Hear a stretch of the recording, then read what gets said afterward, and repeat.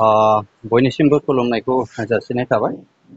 दिनै नैबे बामोनगाव दत्तपुर बिसिडिसिनि आन्दाराव जोंनि जेनोखि लाइमोनफोर बिथांमोना दिनै बुजिनानै जोंनि जेनोखि सोलिबाय थानाय UPPL दल बेवहाय मदद खालामनो एबा जोंनि मानगोनां प्रमद बर' चिफ सारनि दैदेननायखौ मोजां मोननानै बिथांमोना दिनै ओंखारबोदों।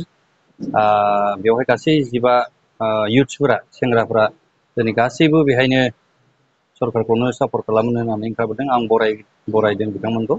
जोबोद गोजोननाय मोनदों आरो जोंनि ओनसोलाव निस्सय बिथांमोननि जेनोखि जोंनि UPPL आव फैनाय निस्सय मोनसे जोंनि ओनसोलावहाय मोजां बार बारगोन आरो जौगानायनि लामायाव बिथांमोना खुब सहाय खालामगोन होननानै आं आसा आरो मिजिंथिदों। बिथांमोना गासैबो BPF नियानोमोन आरो बुंनो थाङोब्ला आंनिनो मानसि, गामिनिनो ओनसोलनिनो मानसि, न'खरनि मानसिफोर थाबोबाय आरो जेसेबां लाइमोनफोर दङ बिथांमोना दिनै ओंखारबोदों आरो गोबां मानसिया फैनायनि खोथायाव बुंबाय थादों। आं बिथांमोननो सम होनो हायाखै। जेब्ला सम होगोन अब्ला बिथांमोनाबो फैगोन आसा खालामबाय।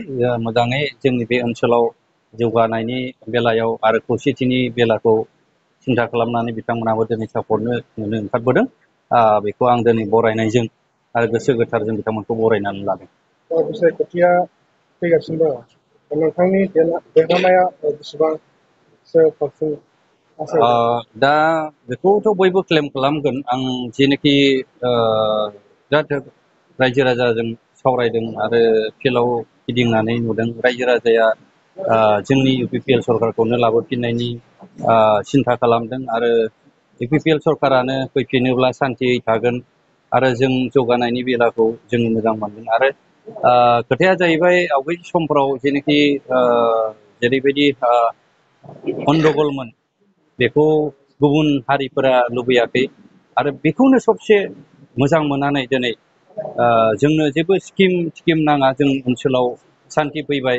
हरनि 12टा 1टाब्लाबो जोङो न'आव थांनानै फिसा फिसौजों जोङो मोजाङै उन्दुनानै ओंखाम जालायनानै रंजा खुसि थानो हादों। बेखौनो लानानै जोंनि बा आंनि समस्थिनि मानसिफोरा बेखौनो बांसिन गोजोननाय मोनदों। आरो जौगानायनि बेलायावखौ जों बुङोब्लाथ' अलराउन्ड डेभेलपमेन्टखौ जोङो नुदों। मोनफ्रोमबो डिपार्टमेन्टआवहाय जोंनि मानगोनां बिटिआरनि चिफ सारा दाङालासे थायाखै। मोनफ्रोमबो डिपार्टमेन्टआव मोनसेबो स्किम आरो मिशन लायालासे बिथाङा दोनाखै।